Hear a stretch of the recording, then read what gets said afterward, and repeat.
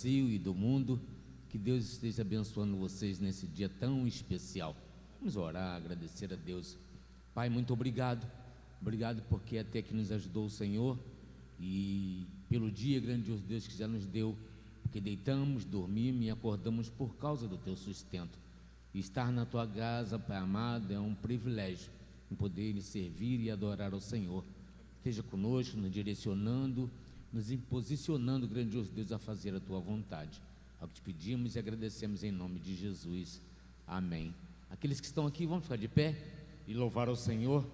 Nada além do sangue, o sangue que nos verteu na cruz do Calvário e trouxe-nos libertação e salvação para os dias atuais.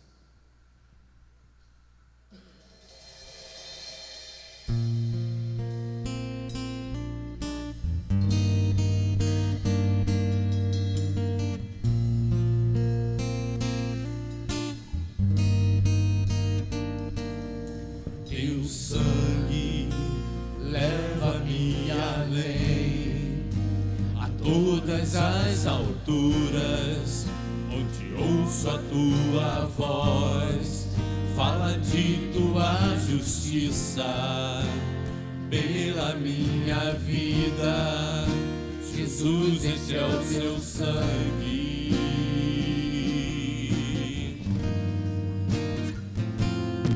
Tua cruz mostra a tua graça, fala do amor do Pai, que prepara para nós o caminho para Ele, onde eu posso me achegar somente pelo sangue.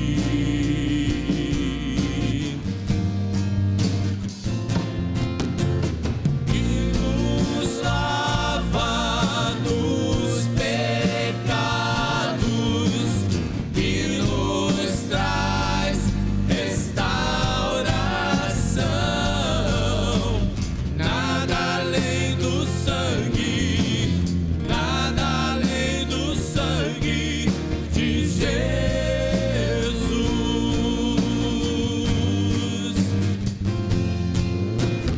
que nos faz brancos como a neve, aceitos como amigos de Deus. Nada além do sangue, nada além do sangue de Jesus.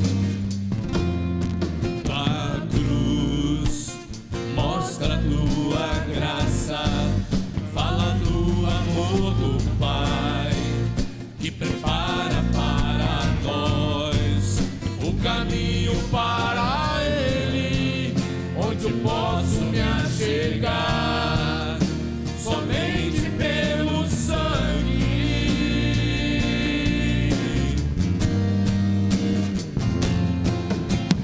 Que nos lava dos pecados, que nos traz restauração. Nada além do sangue,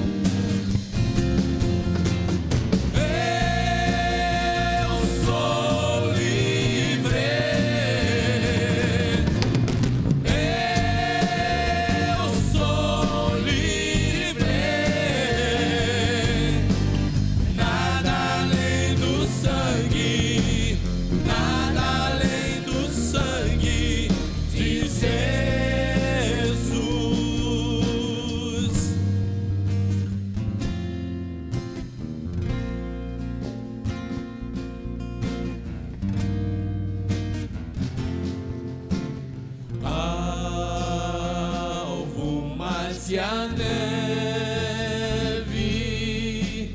alvo mais que a neve, se neste sangue lavado, mais alvo que a neve serei. Alvo mais que a neve, alvo mais que a neve, se neste sangue lavado, mais alvo que a neve serei.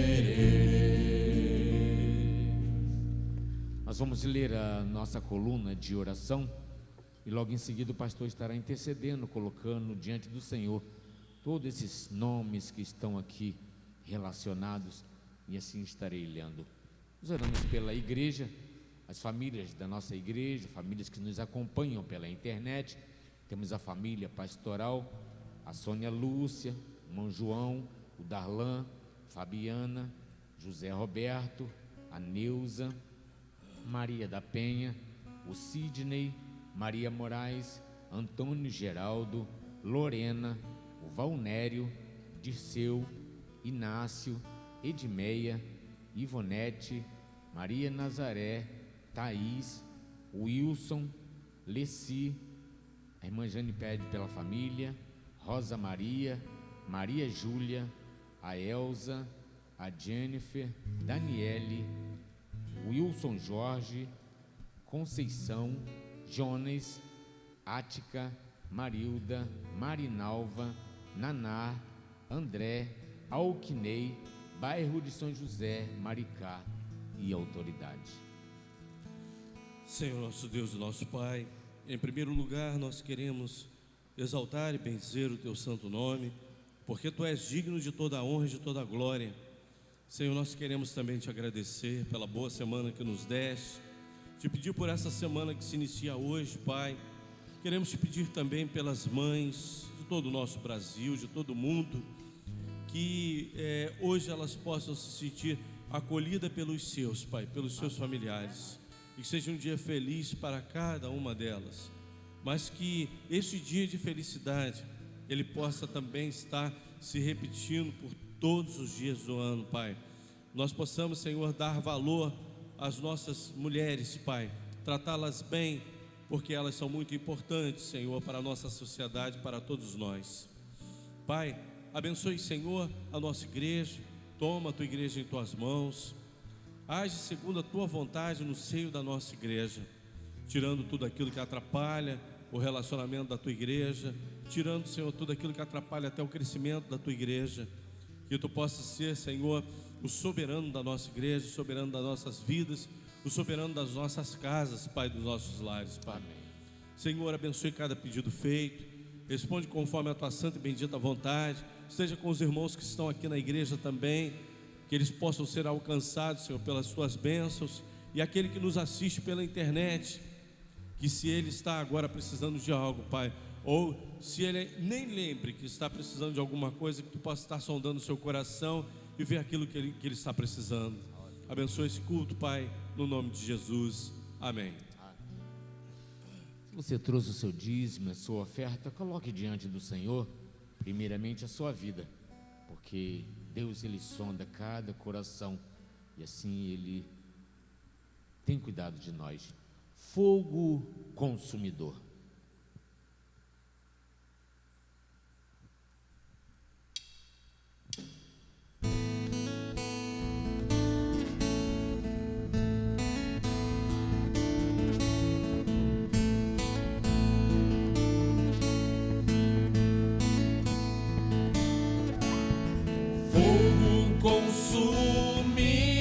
Consumidor, vem arder em nós, aquecer a chama que um dia queimou por ti. Homens se desviam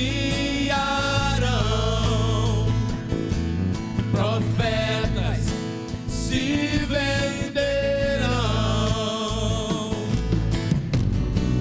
mas existem aqueles que não se dobrarão diante outros deuses, mas existem aqueles que não se dobrarão diante outros deuses.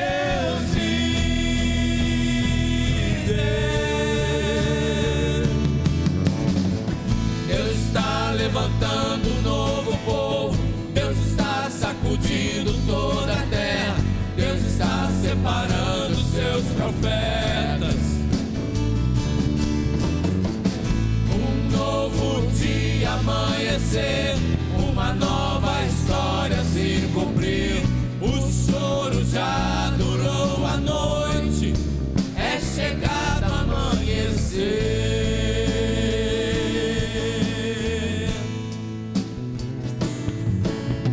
Fogo consumidor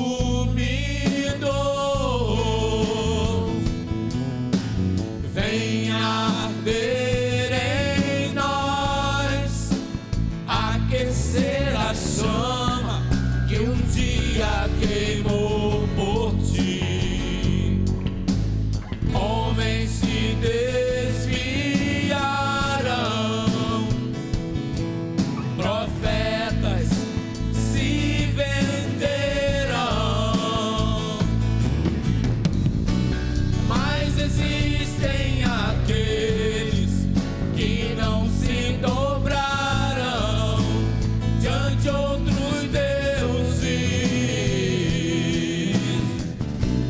mas existem aqueles que não se dobrarão diante outros deuses.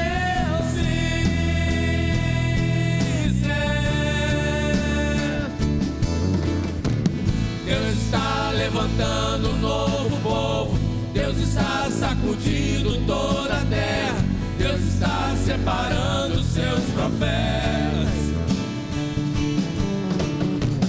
Um novo dia amanhecer, uma nova história se cumprir. O choro já durou a noite, é chegado o amanhecer. Deus está levantando um novo povo, Deus está sacudindo toda a terra, Deus está separando seus profetas. Um novo dia amanhecer, uma nova história se cumprir.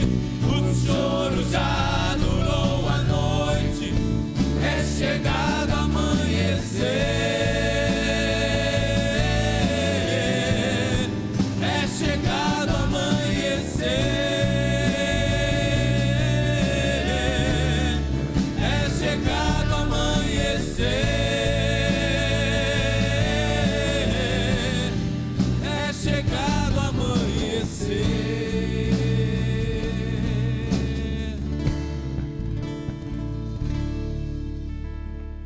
Amém. Podemos assentar, irmãos. Quando eu estava separando um texto, eu fui em uma mulher que é mãe, tá?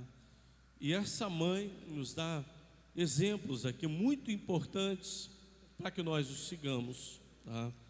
E essa mulher, ela a respeito dela se fala no livro de Reis, capítulo 4, versículos de 1 a 7, na Nova Tradução Linguagem de Hoje.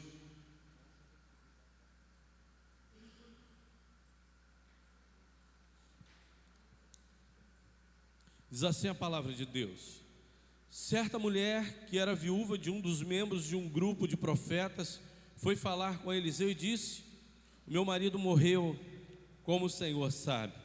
Ele era um homem que temia a Deus o Senhor, mas agora um homem a quem ele devia dinheiro veio para levar os meus 2 filhos a fim de serem escravos como pagamento da dívida. Eliseu perguntou: o que posso fazer por você? O que é que você tem em casa? Não tenho nada, a não ser um jarro pequeno de azeite? Respondeu a mulher. Eliseu disse: vá pedir que os seus vizinhos lhe emprestem muitas vasilhas vazias. Depois você e os seus filhos entrem em casa, fechem a porta e comecem a derramar azeites nas vasilhas e vão pondo de lado as que forem ficando cheias. Então a mulher foi para casa com os filhos, fechou a porta, pegou o pequeno jarro de azeite e começou a derramar o azeite nas vasilhas conforme os seus filhos iam trazendo. Quando todas as vasilhas estavam cheias, ela perguntou se havia mais alguma. Essa foi a última, respondeu um dos filhos. Então o azeite parou de correr. Ela foi e contou ao profeta Eliseu. Aí ele disse: vende o azeite, pague todas as suas dívidas, ainda vai sobrar dinheiro para você e os seus filhos irem vivendo. Senhor, muito obrigado pela tua palavra lida, Pai. Ajuda-nos, Senhor, a aplicar em nossos corações, no nome de Jesus. Amém. Irmãos, quando nós falamos a respeito de mulheres no Novo Testamento, no Antigo Testamento, a gente sabia que era um contexto muito difícil para a mulher viver. Hoje em dia a mulher tem muitos direitos, a mulher é muito valorizada. Por exemplo, hoje o Dia das Mães, como a minha oração também foi feita também, todo homem ele sabe o valor que tem as mulheres na vida da sociedade, na nossa vida também.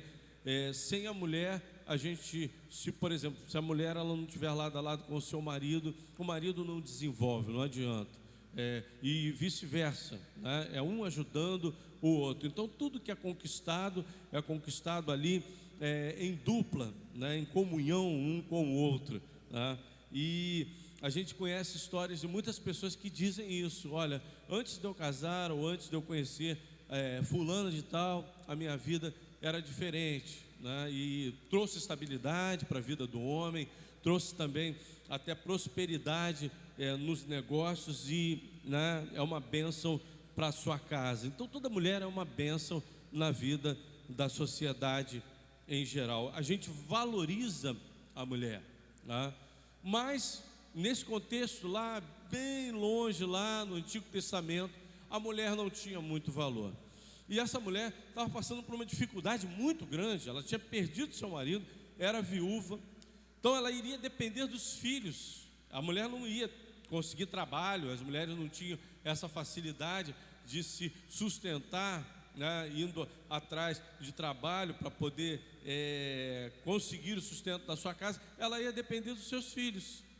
Mas aí a história conta que seus filhos também não ficariam com ela, seriam vendidos como escravos. Então a situação dessa mulher era uma situação muito difícil. Mas uma coisa que eu separei aqui dessa mulher é que essa mulher era uma mulher de iniciativa. E isso daí é um exemplo para nós. Nós temos que ter a iniciativa.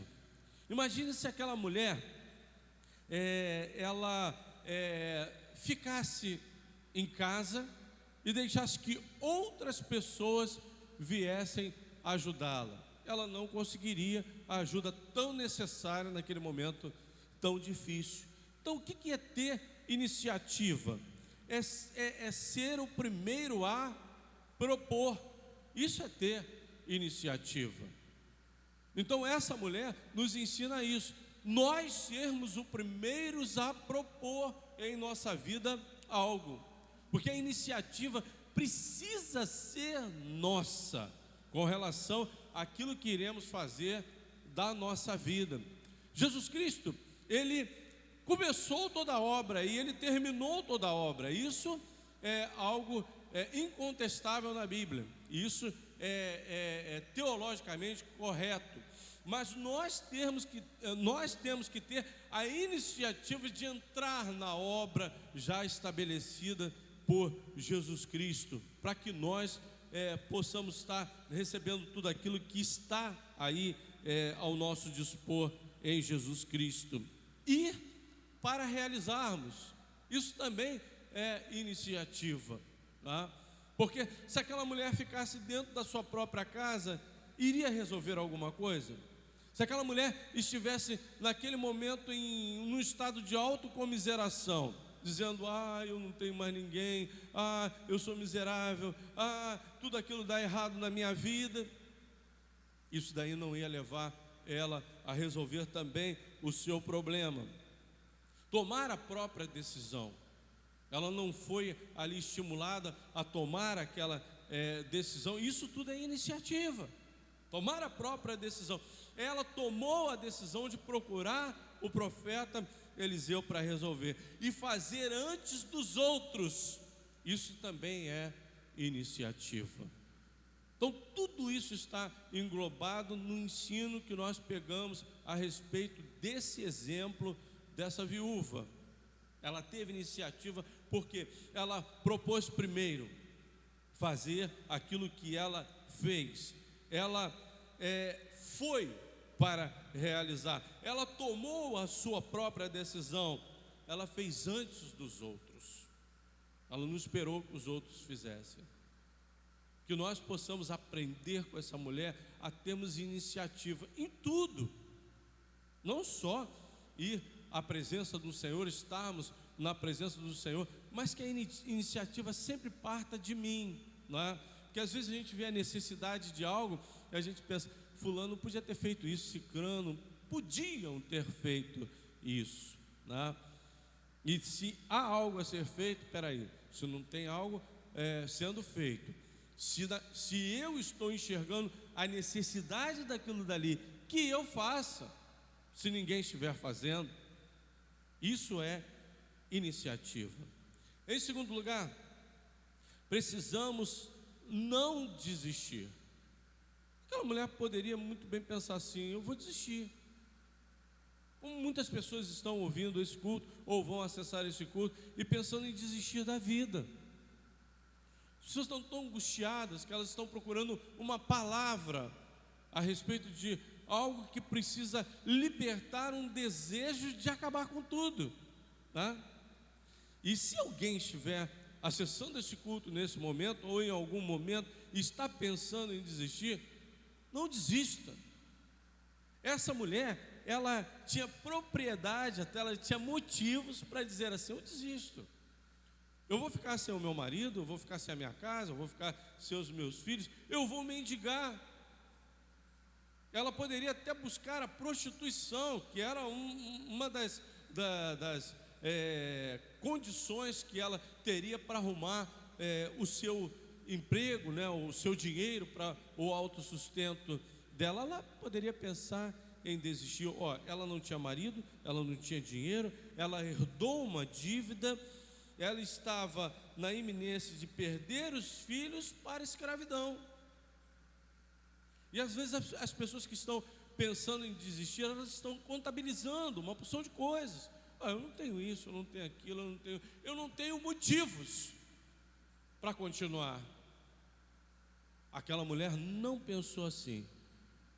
Naquele momento em que ela tinha tudo para desistir, ela tomou uma decisão: vou no profeta Eliseu. Ela foi em Eliseu? Ela foi naquele que representava Deus naquele momento, naquele que tinha aquela resposta para ela vinda de Deus. O profeta, ele autorizou aquela mulher a fazer aquilo dali se não fosse da vontade de Deus? Claro que não. Aquele processo ali foi todo espiritual, não foi material não. Porque quando acabou as vasilhas, acabou o azeite.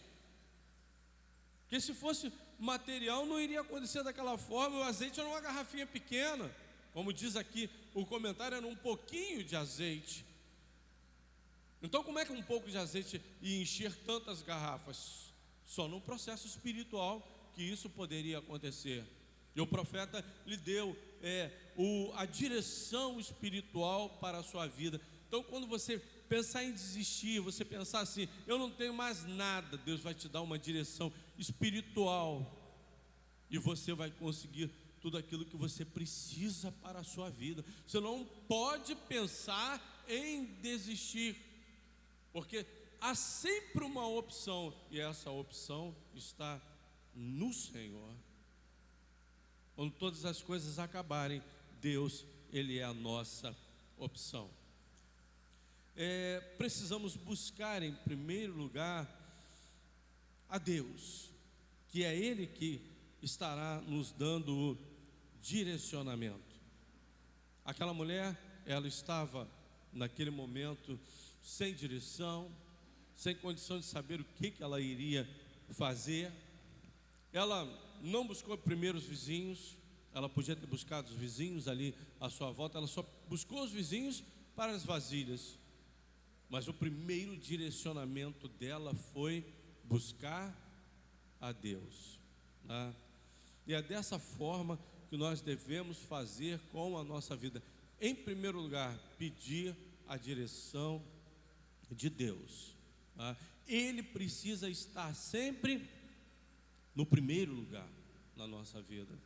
Ou nós deixamos Ele em segundo ou em terceiro plano, nós não vamos conseguir entender a sua vontade para a nossa vida. Nós não vamos nos submeter ao caminho que Ele vai abrir. Tem um cântico que diz assim: Deus fará um caminho para você onde ainda não se vê direção. Então, mesmo que você olhe assim, pensa assim: não tem direção, não tem opção, eu não tenho caminho. O que Deus vai fazer? Eu já tive assim na minha vida. Eu não gosto de dar exemplos pessoais, não, mas quantas vezes eu já cheguei diante de uma condição que eu falei assim: agora já não tem mais caminho, já não, as portas estão todas fechadas. E aí Deus abre uma porta onde tudo estava fechado. Não é assim que a gente experimenta a direção de Deus? A gente pede ali a orientação do Senhor. Senhor, eu não vejo nenhum caminho aberto, mas é de propósito. Você não vai enxergar não, que aquele caminho não existe. Ele só vai passar a existir quando Deus estiver dando o direcionamento. Todas as portas estarão fechadas mesmo, porque em nenhuma delas você precisa passar, e não é aquela que você vai passar que estão abertas, não. Elas se fecharam porque o próprio Deus fechou. E a gente tem que dar glórias a Deus. Senhor, estou vendo tudo fechado, mas eu sei que há uma porta que o Senhor vai abrir, há um caminho que o Senhor há de me direcionar. Mas em primeiro lugar, você tem que procurar a Deus.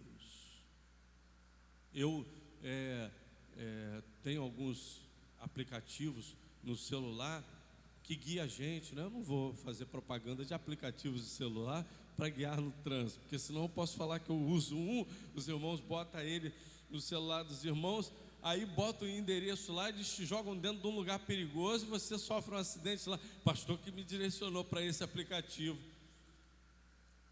Eu, quando boto ali o endereço ali, eu fico, mesmo assim eu fico preocupado, tá?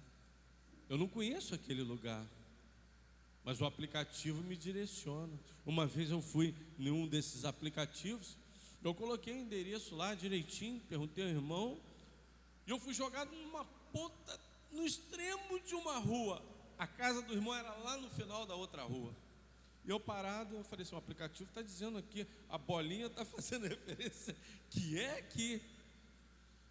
Aí eu falei para a Cristina: sai do carro, bate ali, aperta a campainha lá. O quê? Eu vou sair nesse lugar aqui que eu não conheço? Esse lugar escuro, ermo? Aí nós ligamos para o irmão virou e falou assim: ué, aonde o senhor está? Eu falei: eu estou na rua, porque eu vi a placa aqui na rua. Mas por onde você veio? Para tal lugar. Você está num outro extremo da rua. Agora você vai ter que atravessar essa rua toda e ir até o final dela, porque o final dela seria o início. E aquele aplicativo tinha me mandado para um lugar errado. Olha, uma coisa que eu vou dar certeza nesse momento: Jesus é o verdadeiro caminho para a nossa vida. Ele é o aplicativo para as nossas almas. Amém?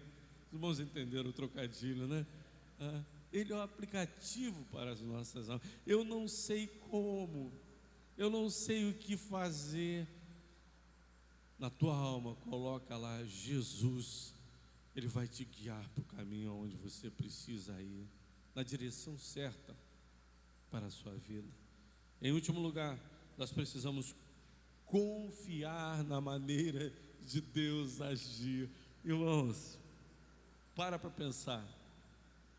Como seria impossível aquela situação se aquela mulher não tivesse fé, não tivesse confiado na voz profética de Elias. Elias, como é? Ela falou: Elias, como é que eu vou encher todos esses jarros? E deve ter tido de vários tamanhos os jarros, né? Como eu vou encher esse jarro com essa quantidade de azeite? O azeite sendo derramado, e ali encheu. Mas na primeira enchida ela poderia pensar assim: eu não vou nem começar, que isso é estranho. Como é que isso vai acontecer? Deus vai ficar ali dentro jogando o azeite para lá? Como é que vai ser isso? Como é que vai ser o processo desse milagre? Como isso vai acontecer? Não é como vai acontecer, é quem é que vai fazer. Estão entendendo? Quando você confia em Deus, Deus vai agir. Como Ele vai agir? Não, quem vai agir é Deus. Quem vai, não como vai ser. Se você olhar, é Deus que vai agir. Então Ele vai agir no processo que Ele achar mais necessário que Ele aconteça, da forma que Ele acha que deva fazer, mesmo que seja até uma coisa assim diferente daquilo que a gente estava pensando que fosse acontecer, né? E Eliseu, ele tinha essa característica, né? Você faz isso assim, tal, acabou. Ele não dava explicação, porque vai acontecer, não, assim, assim, assim, não. Naamã experimentou isso, né? Naamã chegou lá, aí Geazi vai lá fora, diz que ele tem que ir no Jordão, mergulhar 7 vezes e aí ele vai ficar curado. Aí Geazi vai lá, ele nem sai para conversar com Naamã, né? Ele vai lá, aí chega para Naamã e fala: Naamã, você vai ter que fazer assim, assim, 7 vezes. Não, assim não.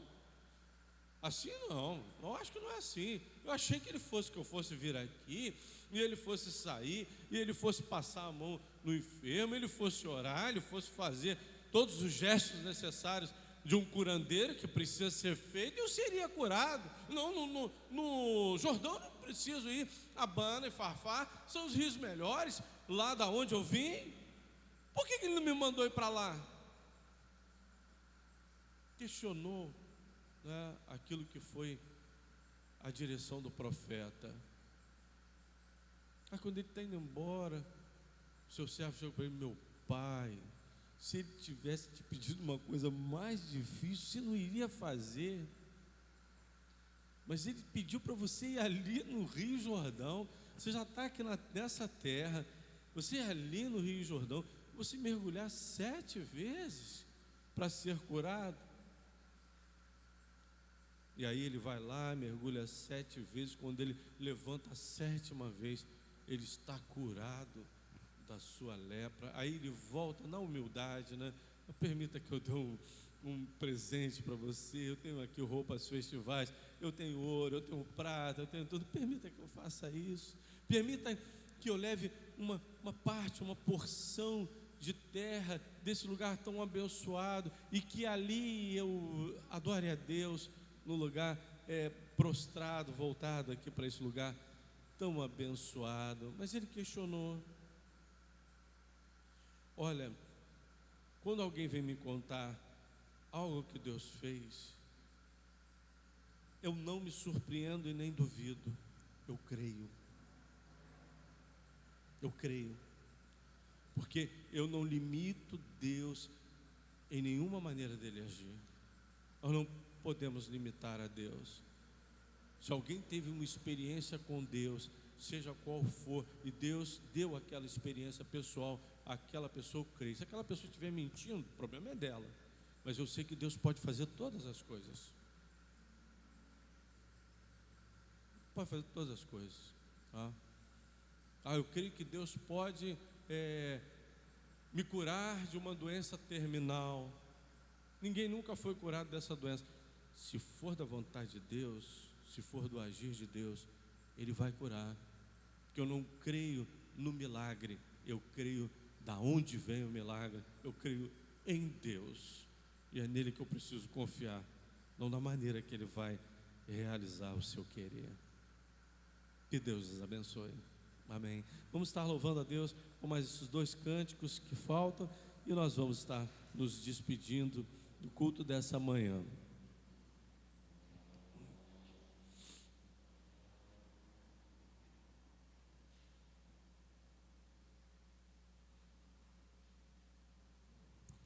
Se eu me humilhar, vamos ficar de pé para louvarmos ao nosso Deus com esse cântico.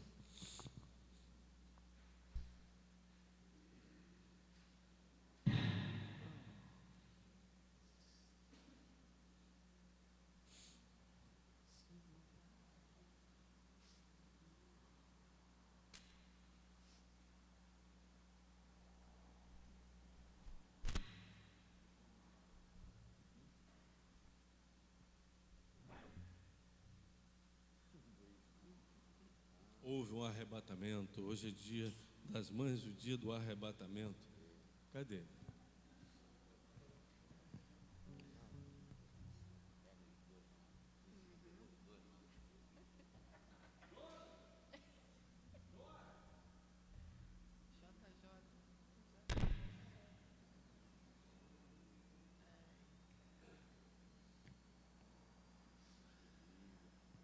Botar eles numa disciplina.